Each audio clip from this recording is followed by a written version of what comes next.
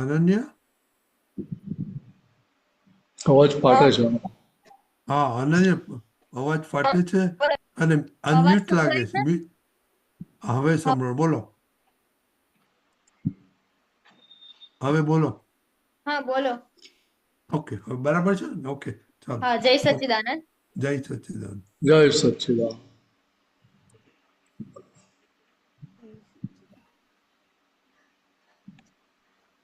આ નહીં, આ હાર્દિકભાઈ, હા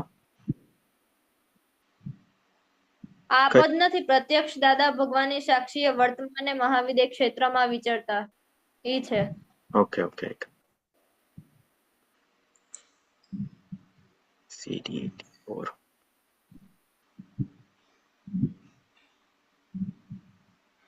ઠીક.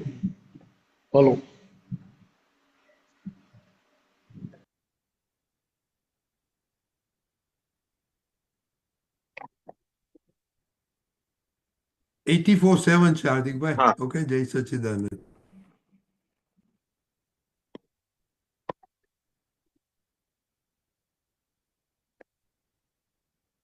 જસ્ટ આવે છે, એક મિનિટ.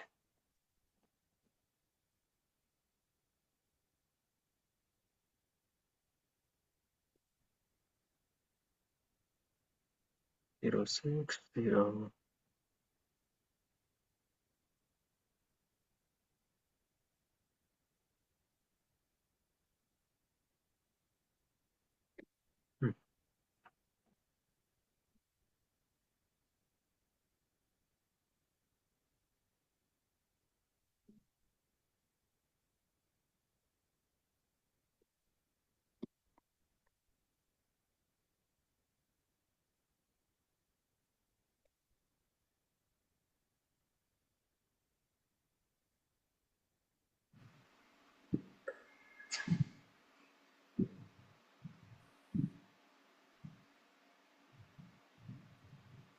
કઈ ચાલુ કરો તો પદ 7 પર કાઢી નથી દેખાતું. કાઢીને મોકલો. મારે પેલા એપમાંથી કાઢી દઉં છું. કવિરાજ.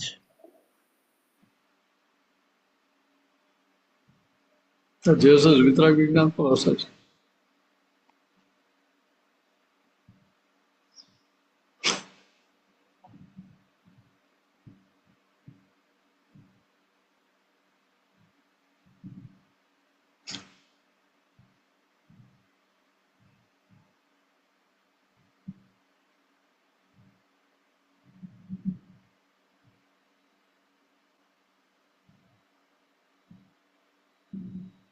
ઓકે અનન્ય, મેં મૂકેલું છે ત્યાં સુધી હાર્દિકભાઈ પછી બદલાવી નાખ. અનન્ય. હા હા. પ્રત્યક્ષ દાદા ભગવાનની સાક્ષીએ વર્તમાને મહાવિદે ક્ષેત્રમાં વિચારતા તીર્થંકર ભગવાન શ્રી સિમંદર સ્વામીને નમસ્કાર કરું છું. પ્રત્યક્ષ દાદા ભગવાનની સાક્ષીએ વર્તમાને મહાવિદે ક્ષેત્રમાં વિચારતા તીર્થંકર ભગવાન શ્રી સિમંદર સ્વામીને નમસ્કાર કરું છું. ઉદાસીન ભાવે કાળ જ્યાં વર્તે છે કાય મન સતયુગ ક્ષેત્ર મહાવિદેહને નમસ્કાર કરું છું. પાંચ વિષયોની પરવૃત્તિ નિવૃત્ત પંચ પરમેષ્ઠિ પ્રતિષ્ઠા અનાદિ સ્વ અમીને નમસ્કાર કરું છું. વિરાટી સ્વરૂપે બ્રહ્માંડ વ્યાપક પરમાત્મા જ સદૃશ્ય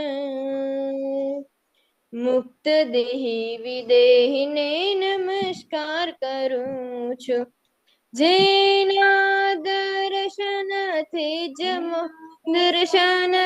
જ મોક્ષની મહોર લાગે, કેવળ જ્ઞાન અરિહંત.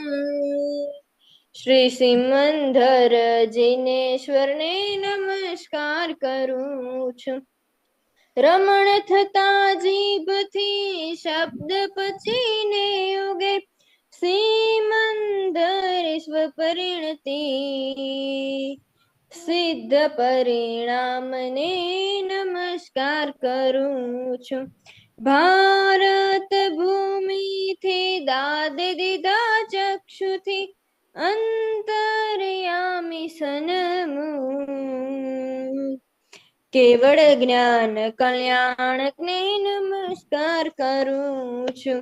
પ્રત્યક્ષ દાદા ભગવાનની સાક્ષી, વર્તમાને મહાવિદે ક્ષેત્રમાં વિચરતા તીર્થંકર ભગવાન.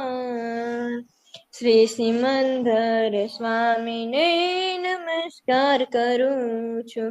જય સચ્ચિદાનંદ.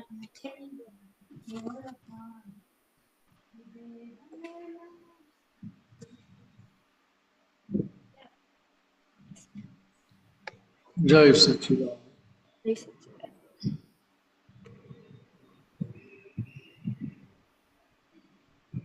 કેમ આ પદ ગમી ગયું તમને? મમ્મીએ ચોઈસ કરી આપ્યું. મમ્મીને ગમ્યું, તમને નહીં. હા, મમ્મીને ગમ્યું, તમને ગમ્યું નથી? ના ગમ્યું, પણ ચોઈસ પદની મમ્મીએ કરી છે. ઓહ, બરાબર બરાબર.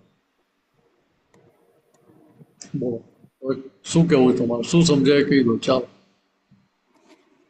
એ સમજાણું કે આપણે દાદા ભગવાનની સાક્ષીએ વર્તમાને જે તીર્થંકર ભગવાન છે એને ડાયરેક્ટ નમસ્કાર પહોંચાડી શકીએ છીએ. એમાંથી વધારે ડાયરેક્ટ કનેક્શન થાય છે દાદા થ્રુ. પછી ઉદાસીન ભાવે કાળ જ્યાં વર્તે છે, કાયમનો સતયુગ. એટલે સતયુગમાં મન વચન કાયા ત્રણે એક જ લાઈનમાં હોય. આપણે જે વિચારીએ, જે બોલીએ અને જે કરીએ એ બધું સરખું જ હોય સતયુગમાં, પણ અત્યારે એવું નથી થતું. એટલે અહીંયા કહેવા શું માંગે? ઉદાસીન ભાવે કાળ જ્યાં વર્તે છે, એટલે શું કે ત્યાં કાળ બદલાતો નથી. હા, આપણે ભરત ક્ષેત્ર ઐરાવત ક્ષેત્રમાં કાળ બદલાયા કરે, સમજે? ત્યાં કાયમ માટે ચોથો હારો હોય. એટલે એ સંદર્ભમાં વાત મૂકી જાય. ઉદાસીન ભાવે કાળ જ્યાં વર્તે છે, કાયમનો સતયુગ, ત્યાં કાયમ ચોથો હારો જ હોય. ચાલો આગળ વધો. પછી પંચ વિષયોની પરવૃત્તિ નિવૃત્તક, પંચ પરમેષ્ઠી પ્રતિષ્ઠક. એટલે જે કેવળ જ્ઞાન પામી ગયા છે ને એ છે એને ઓમ પરમેષ્ઠી કહેવાય, અને જે પંચ પરમેષ્ઠી કહેવાય. હવે જે જ્ઞાન પામશે અને મોક્ષે જશે એને પંચ પરમેષ્ઠી કહેવાય. એટલે હરિહંસ સિદ્ધ આચાર્ય ઉપાધ્યાય અને સાધુ એ પદમાં જે ત્યાં હાજર છે એ બધા પંચ પરમેષ્ઠી કહેવાય. એ પદ ઉપર જે ભવિષ્યમાં આવવાના એ બધા ઓમ પરમેષ્ઠી કહેવાય. આ રીતે. ચાલો આગળ વધો. વિરાટ સ્વરૂપી બ્રહ્માંડી વ્યાપક પરમાત્મા, એટલે આખા બ્રહ્માંડમાં જે પરમાત્મા છે બધે છે. ત્યાં મુક્ત દેહ રહીએ છે, વિદેહ ને. એટલે મન વચન કયા હોવા છતાં પણ એ મુક્ત ને મુક્ત છે. ક્યાંય એકાકાર તન્માયાકાર થતા નથી. દાદા કહેતા 1998 અમને આ જ્ઞાન થયું ત્યાંથી એક સેકન્ડ માટે હવે પાછા અંબાલાલ ભાઈ થયા નથી. તે કેવું સિમંદર સ્વામીની દશા કહ્યું કે અમે એવા છૂટાપણું નિરંતર વર્ત્યા જ કરતું હોય. એક વાદળું આવે નહીં આપણે વચ્ચે. તેલ ને પાણીની જેમ બંને ધારા અલગ ને અલગ જ રહ્યા કરે. ચાલો આગળ. જેના દર્શનથી જ મોક્ષની મહોર લાગે, કેવળ જ્ઞાન અરિહંત. એટલે દાદાના દર્શનથી જ મોક્ષની દાદાના અને સિમંદર સ્વામીના દર્શનથી જ મોક્ષની મોહર લાગે છે. મોક્ષ જેવું ફિલિંગ્સ થાય છે અત્યારથી જ. કેવળ જ્ઞાની અરિહંત એટલે કેવળ જ્ઞાન અરિહંત છે. તો જેના દર્શનથી જ મોક્ષની મહોર લાગે. તો કે અહીંયા દાદાએ આપણે વિઝા આપી દીધા. અલ્ટિમેટ સિક્કો કોનો વાગવો જોઈએ? કે સિમંદર સ્વામી.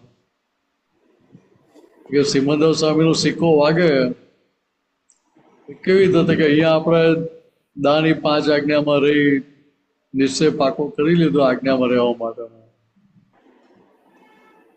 તો શું થાય? મહાવિદ્ય ક્ષેત્રમાં જન્મ થાય. વહેલામાં વહેલું 9 વર્ષની ઉંમરે એક બાજુ સિમંદર સ્વામીના દર્શન કરીએ, બીજી બાજુ કેવા જ્ઞાન ખુલ્લું થઈ શકે. એટલી શક્તિ છે એમાં, એ દર્શનમાં. સમજાય? હા 9 વર્ષ તો બહુ કહેવાય નહીં ને. હા 9 વર્ષ તો બહુ ના કહેવાય ને. કહેવાય ને. 9 જ વર્ષ, ખાલી 9 years. તો એ વધારે જ કહેવાય. કેમ બધા કહેતા? તારા 20-21 વર્ષ જતા રહે, ખબર પડી? ના હવે 9 વર્ષ હિસાબમાં જ નહીં ને. હિસાબમાં ખરા 9 તો શું ના કહેવાય? કઈ નો કહેવાય. તો કે એના માટે શરત કેટલી? તો કે દાદાની આજ્ઞામાં 70% રહેતા થઈ જઈએ તો એક અવતારી મોક્ષ નક્કી થઈ જાય. આપણે ખાલી 70% જ, વધારે નથી લાવવાનું. એ તો અમે કોલેજમાં એટલા લાવે જ છે ને. તો અહીંયા એ જ વસ્તુ અહીંયા આપણે એપ્લાય કરવાની આજ્ઞામાં. કોઈના 80% તો આવવા જ જોઈએ, 70% શું કામ? ટાર્ગેટ મોટો રાખે તો 70 સુધી આવી જાય છેલ્લે. હા 100% આજ્ઞામાં રહેવું જ છે એવું નક્કી પૂરું રાખ્યો તો છેલ્લે 70% સુધી તો પહોંચી જાય.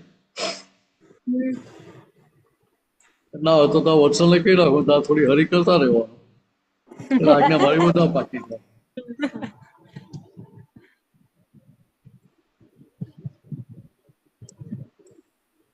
ચાલો આગળ. રમણ થતા જીભથી શબ્દ પચીને ઉગે, સિમંધરી સ્વપરિણતિ.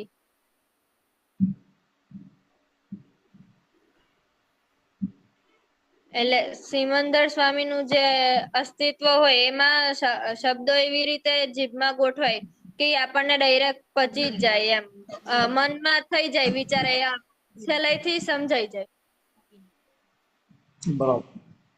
એટલે એમની પરિણતિ કઈ છે? એમની રમણતા કઈ છે? તો નિરંતર પોતા આત્મ સ્વરૂપમાં જ રમણતા. દેહની પરિણતિ છે જ નહીં એક સેકન્ડ માટે. એટલે એ જે બોલે એ આપણે તરત સમજાઈ જાય. જેને જે લાયક જે પાત્ર જીવ હોય જેને તરત અંદર સમજાઈ જાય, એનું કામ થઈ જાય. એટલે એ પચીને ઉગી નીકળે. ત્યાં પછી કશું કરવા પણ રહે નહીં. એને એ શબ્દો જ અંદર કામ કર્યા કરે. કયા હતા તો કે એ દશાને સ્પર્શીને વાણી નીકળેલી છે માટે. અંદર જે ભગવાન પ્રગટ થયેલા છે 360 ડિગ્રી, તે કે એમને પ્રગટ થઈને વાણી નીકળેલી છે એટલે એ આપણને અસર કર્યા વગર રહે નહીં. બરાબર, આગળ ચાલો. ભારત ભૂમિથી દાદે દીધા ચક્ષુથી અંતર્યામી સન્મુખ. એટલે ભારત ભૂમિમાં દાદાએ આપણને જે ચક્ષુ આપ્યા છે, દિવ્ય ચક્ષુ, એ આપણે અંતર્યામી આપણે જોવાનું કે શુદ્ધાત્મા કોણ છે, અનન્ય કોણ છે. અનન્ય એ દિવ્ય ચક્ષુનો ઉપયોગ કર્યા કરે. જે સંજોગો ભેગા થાય, જે ફાઇલો ભેગી થાય, એ દરેકમાં એનો ઉપયોગ કર્યા કરે તો તે પ્રત્યે આપણું છૂટું છૂટું વર્ત્યા કરે. કોઈ ત્યાં કશું કરવાનું રહે નહીં ને. મહિલા ભગવાન સન્મુખ જ ને. સમજ્યા? હા કે સામે શુદ્ધાત્મા ક્યારે દેખાય? અનન્યાની આપણામાં સીટ પર બેસે, અનન્યાની સીટ પર બેઠેલા હોઈએ ત્યારે, કે શુદ્ધાત્માની સીટ પર રહીએ ત્યારે દેખાય? શુદ્ધાત્માની સીટે બેઠા હોય ત્યારે. હા, એટલે આટલું સમજી લેવાનું આપણે. અનન્યાની સીટ ઉપર બેસે તો હોટ સીટ લાગે. એટલે પેલી કોણ બનેગા કરોડપતિ વાળી નહીં હો પાછી. હા, નહીં તો એ પાછી હોટ સીટ જ કહેવાય. આ તો ગરમ લાગે. હું શુદ્ધાત્મા છું એમાં બેઠા તો પછી શીતળતા લાગે. એ તો કામ નીકળે ને. હા એટલે અહીંયા શું થાય કે અહીંયા હું શુદ્ધાત્મા જે સીટ ઉપર બેઠા છીએ, અનન્યાના મિનેસના જે સંજોગો આવે એક એક સંજોગોનો આપણે સંભાળ નિકાલ કરી શકીએ. કોણ? File number 1.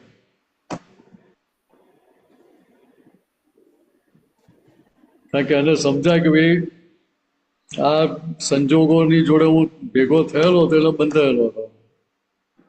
હવે શું થાય કે આ સંજોગોને મારે છોડી દેવાના છે. મારે જે પકડી રાખેલા હતા એ મારે છોડી દેવાના છે.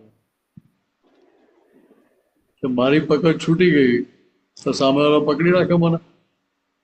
ના ના પકડે. આટલું જ સમજી લેવાનું ત્યાં આગળ.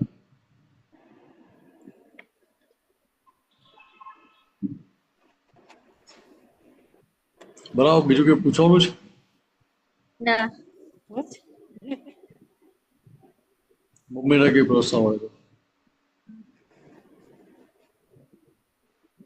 તો વત્સલ તને આપી દો પ્રશ્ન.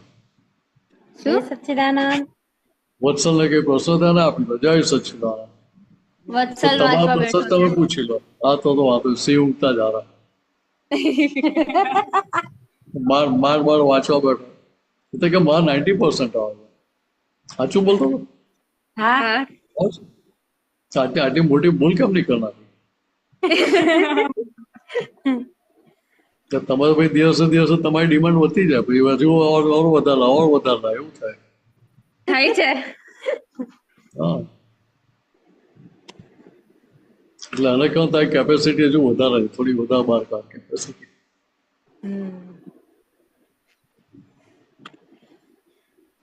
બારમામાં છે, બારમામાં આવ્યો અત્યારે. હા, એ તો બરાબર. પહેલા પણ મને ખબર નહીં કે આટલા સારા પર્સન્ટેજ લાવે છે. મોરબી વખતે વાત થઈ નથી ને, તો હા શિબિરમાં વાત નીકળી એટલે ખબર પડી. હા પહેલા તો મને ડાઉટ ગયો કે સાચું બોલે છે કે ગપ્પા મારે છે.